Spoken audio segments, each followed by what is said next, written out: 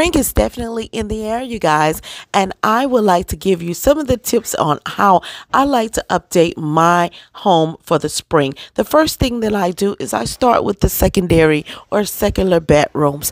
Those could be empty bedrooms, guest bedrooms, or maybe the kids' bedrooms. I love to update the comforters and duvet. Start off with some vibrant colors, maybe whites, creams, yellows, light greens, things like that. I also like to add additional pillows on the beddings to make it look more welcoming and fun. You also want to maybe change out your drapes, give that carpet or floor an overhaul, and add a few more accessories like a beautiful plant or flower, and just to make sure that the room has a nice fresh smell to it by adding some type of wall freshener or Febreze. So you guys, this is tip number 1 for the spring season. I hope that this helped a lot of you guys. See you in the next video.